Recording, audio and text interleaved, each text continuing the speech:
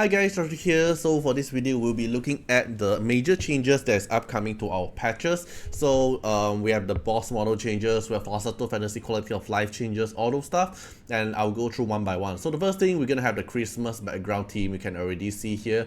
And then the next one is we have no longer have Andras. Andras have been replaced into Ying Long, which is the Chinese mythology dragon for this fourth boss, cause Kronos, Apex, Fafnir, they are all related to a different mythology, and now we have Ying Long related to the Chinese mythology. Okay, so Ying Long here, they did not change the mechanics, so everything here will still be the same skill kit as Andras. So the passive here is the same. Even though they have like a different new mob, they have different skill icon, they have different debuff called like Dragon Venom, but the skill kit itself is still remain the same, so you don't have to worry that you have to change a new team for that. And then let's take a look Ying Long in-game model.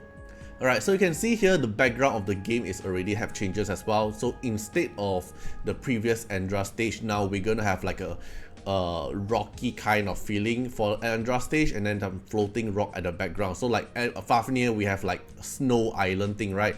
And then Kronos is like ancient rock, and then here is like another rock thing as well. So all these mobs here are the same, they have the same mechanic. So let's see until the in-game, the Ying Long model.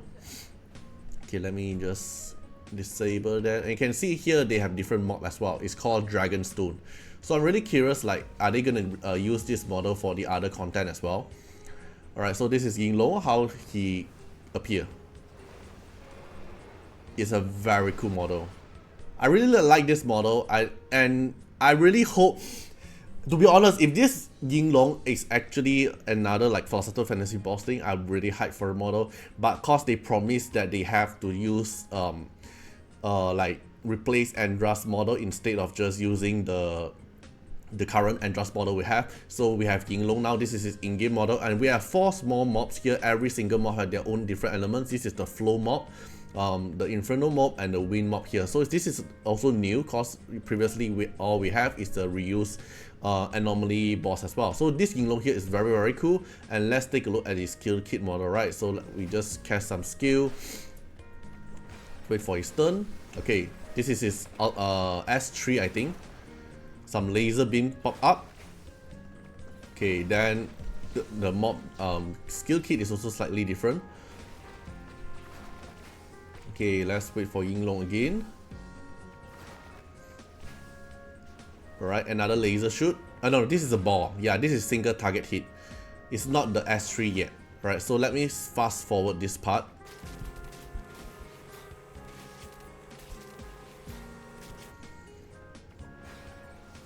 Okay, so the boss here will launch a laser damage, and that is an AoE damage. This is his S3. So this is how the boss in-game performance. And of course, because there's a boss changes, then the leaderboard content reward will also have changes. So the leaderboard here for division is still going to be the same, but for the wolf formation here, the frame that you're getting now is different. You're going to get leaderboard Ying Long legendary frame. This is how it looks like. It's totally different than the Andras one as well. And for the baby version one, this is how it looks like. So there's like an eye on top of it for this Ying Long frame. So if you want to see like how the frame looks like, let me show you one example at the trial leaderboard. Okay, so this is how the frame looks like in game with the insignia here. Right, so you can feel free to comment down what you guys think about this frame as well. In my opinion, I think it's pretty cool, but I think some players will not like the design. It really depends on choices.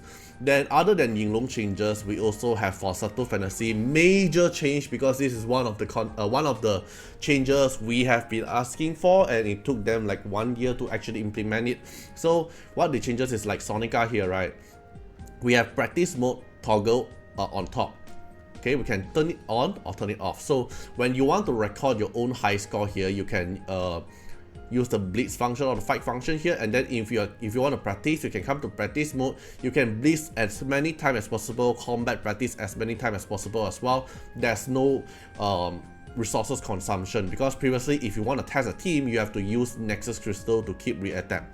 Alright, so if we combat practice now, you go into battle, and then if we actually skip it, we are actually able to see all 3 team damage instantly instead of just team 3. So previously, if we are battle in game, or currently if you're trying in game, then you'll notice that your damage output data that will only show the team 3. It won't show you team 1 and team 2. But if I actually skip now, if I don't want to watch the animation and I rewatch the data, I'm actually able to see every single team damage. Previously we can only see the last team, which is team 3, but now we are actually able to see all the teams damage, so you are able to know which team is not performing well, including blitz as well. So if you instantly press blitz, if you don't want to see the whole animation, you're actually able to see all 3 team damage as well.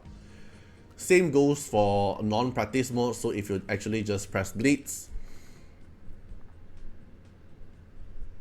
okay, then you can also see your team 2, all your team here. It's a very good quality of life, especially players like me who enjoy PvE a lot. Then this is a very major change. Then and the other thing is from Sentinel Hunt here is the same thing. You can also toggle the practice mode or the non-practice modes. But your practice mode here will have no reward. This is a very good quality of life, so you can keep tuning your own team without spending Nexus Crystal.